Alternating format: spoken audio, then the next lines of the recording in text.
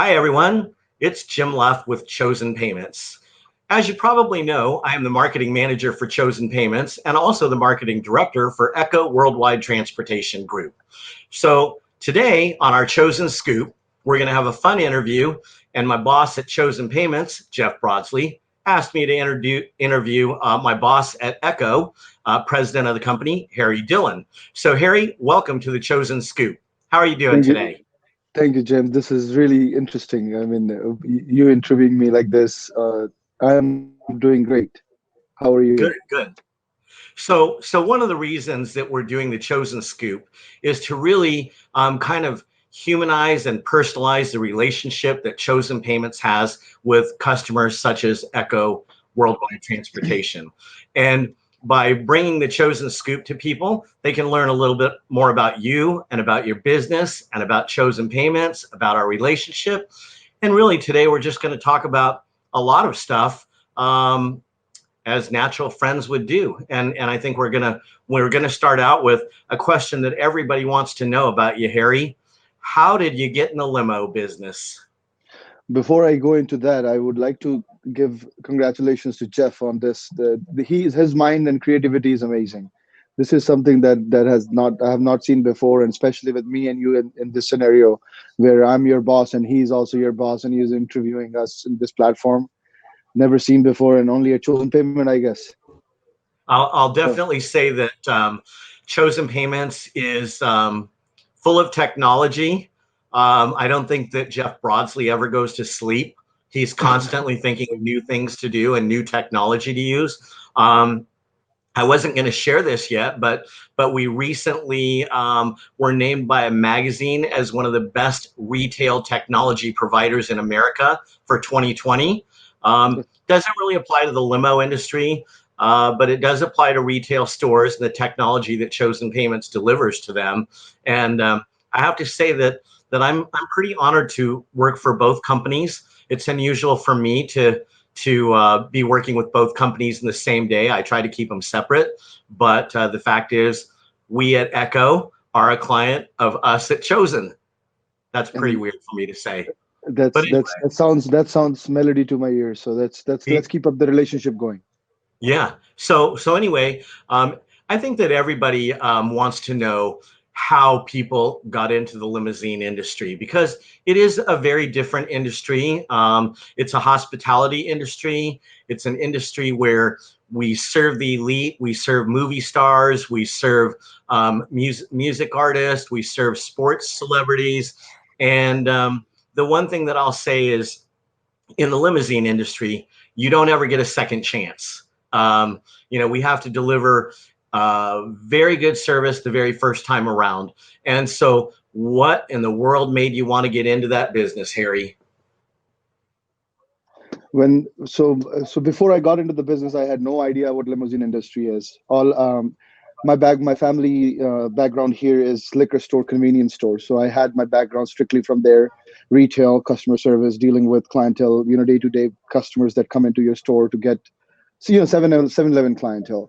And long story long, like Mo said, Mo is our president for GCLA. He said, instead of saying long story short, long story long, for unforeseen circumstances, I got into something that I needed to do that doesn't require previous experience, because I didn't had any experience beside this convenience store related stuff.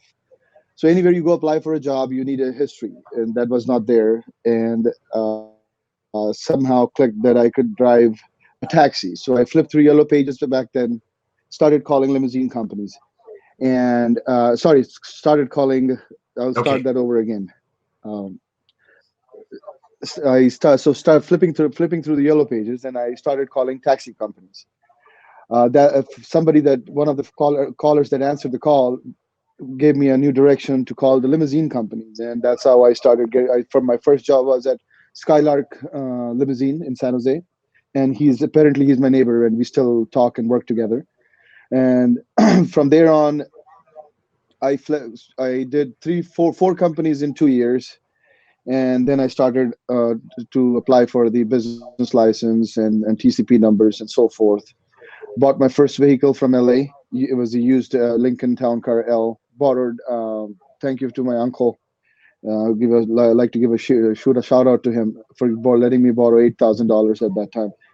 I borrowed that, went there and bought the vehicle. Started. Mostly my customers at that time was affiliate work, thanks to companies like Gateway Limousine, Mosaic Global Transportation, ABC, and many more. Avalon.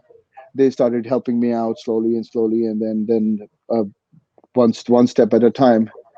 I acquired another limousine company. It was Excel Limousine Worldwide that was in business for like 12, 14 years before me. I acquired that, and since then I have acquired three or four more companies. And before this COVID, everything was uh, good news. Yeah, COVID did So that's change my story. everything. So you actually started in the business as a chauffeur? That's correct. I worked for three different companies before I had my own vehicle. Okay. And so I did not know that about you. And I myself started in the limousine industry as a chauffeur. Um, I started in a different way that here in my hometown of Bakersfield, it's called the country music capital of the West. We're Nashville West, and I was asked to drive a private limousine for a country star, Merle Haggard. He's since passed on. I was asked to drive him in a private limousine, and eventually became a regular driver of this limousine. And at the same time, I met somebody that was in the limousine industry, and he was looking for cars to acquire. So we used this private limousine. We integrated it into the fleet, but I was the only driver of that particular limousine. And eventually, I became a partner in the company, and we continued to grow. But we both started in the driver's seat, and I think that's really important. I mean, it's kind of hard to lead a company when you've never actually done the job yourself. So I think sharing that information with people is good. That you started and worked your way from the ground up. And once you bought that limousine, do you remember some of the challenges that you experienced in trying to get your company started? Yes, the challenges comes in a different fields from different fields. So marketing has its own challenge, HR has its own challenge, accounting has its own challenge. In overall, if I have to summarize, is instead of thinking what challenges you're going to face or what challenges are coming, you have to choose. I rather see it as it's a step that if I don't take it, I will not be able to go to a second step. Right. So what if my goal is the next step? I have no choice but to deal with that first step and see it as a challenge, obstacle, solution, whatever I want to call it. So while adopting that has made me realize one thing that I didn't even realize what I faced. Yes, when I go back and think about it, I know I faced a lot of problems in between and a lot of hurdles, but it didn't really feel like it because it was just about going to the next step. And that's what I'm trying to do right now to win this unforeseen circumstances is where it's just about another day to survive the way I lived, the want to live. Right. So So in terms of challenges, I would say it's just something that you will face in every business, and I rather not talk about them and just have speak that they can. There is nothing that you cannot overcome. I like that attitude. It's a good attitude to have, and I think that especially right now, you've mentioned the COVID-19 pandemic a couple times, and certainly it's had a devastating effect on our industry. Um, Recently, I learned that GroundLink, a software application in the industry, plans to close at the end of August, and it is a sign of the times. I think that a lot of smaller operators may not survive the pandemic as much as we'd like them to, and I think that you would agree with me, Harry, that the limousine industry is very much like a very large family, right? Yes. And I would like to add to that is when you are a part of family, you never leave. So people that are in the family right now, even if they go out of business today, I know that tomorrow will be another day for them to. There will be another opportunity open in the family that we will welcome them to come back. Same goes with Groundlink. I'm sure there is reasons for them to shut the doors, but if they were really part of the family, I'll see them somewhere down the road as well. So small car operators, Yes, they might have to give up their TCP because of not able to pay the insurance. They have to give up the vehicle. I understand. If they keep trying and they do their day-to-day hustle, eventually they can again go and apply for a loan and get a car and go for a TCP number. California is welcoming all the businesses. So just not Right. to lose hope, not to lose hope, and not to see as a disappointment or see it as a humiliation. It's okay to fail. If you do not fail, you will never succeed. So even today, if you had to shut your take a pride in it. You survived 5 months of COVID, right? And then now you're closing your door. It's okay. You know how to open it. It will only open if it's closed. I So agree. I yes, agree. And you know, it's a tough situation to see family members struggle with COVID-19 because it's certainly something that nobody saw coming. There was no way to predict that it was going to happen, and all of a sudden we're forced into a reactionary mode of what are we going to do now? And I think that the people that smaller businesses that didn't have a lot of financial resources to lean back on, savings accounts or lines of credit, really suffered a lot more through this pandemic than those larger operators, such as yourself, that have done good financial planning, that have financial resources set aside to ride through the pandemic or whatever crisis might come up. I mean, if it's not the pandemic, there's always something in business that comes up where you're faced with reactionary mode to keep your business going and to adapt to changes. And I think that to that note, you've done really good on the in pivoting is what they're calling it. And so recently, you've moved into a new arena within your business. I happen to know that because I'm your marketing director. But can you share with people the new business that we've started doing and connecting with? You don't need to yes, name names because people might we steal our have accounts. and actually, if I don't believe stealing, it's called healthy competition. It's good to have. If they can take it, I can take it back from them. We are good about for that. I have Jim Luff on my team, so let them take it and we'll get them back.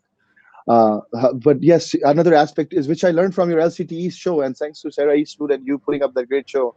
And I know Chauffeur Driven will continue doing that another show with their Vegas one.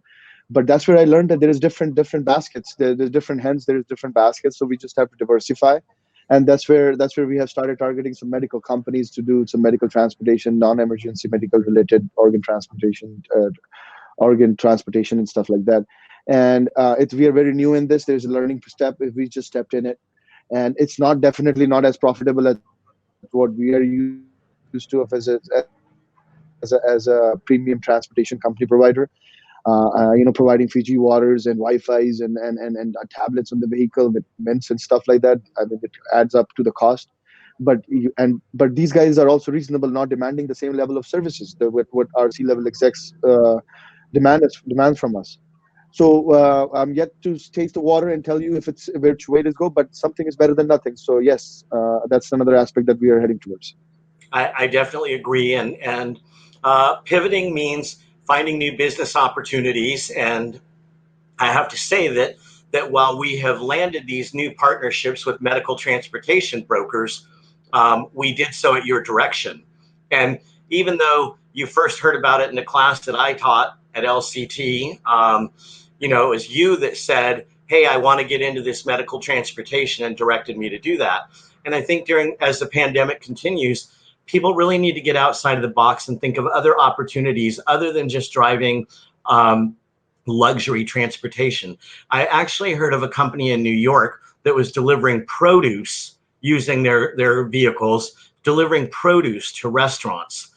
Because there was no work in driving pasture transportation, so they started working for a produce broker and getting transportation or providing transportation for food. So I commend you on being a visionary to look ahead and say we need to do something new, and you're certainly doing it well. Speaking of the pandemic, you've already given a little bit of advice, but what advice can you offer those operators who might be feeling somewhat defeated right now? What would you say to them? So Your company is you. You are your brand. When you feel defeated, it's your emotional attachment with everything you have around you. The emotional attachment with the vehicles that you have, the vehicles that are parked, getting dust collected. Get out of that emotion. You have to, if you are well, and if you are focused, and if you are willing to look for opportunities that are coming your way instead of worrying about what's the struggle and what's the problems are.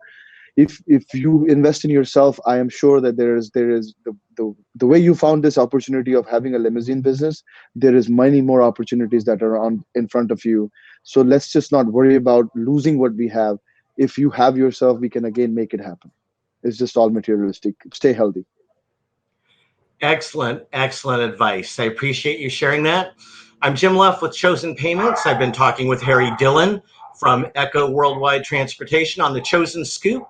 And Harry, thanks for being on with us today. We appreciate you being a client of Chosen Payments, and we appreciate your time today. It's a pleasure as well. Thank you, Jeff, for having me here. Thanks, Jim. No problem.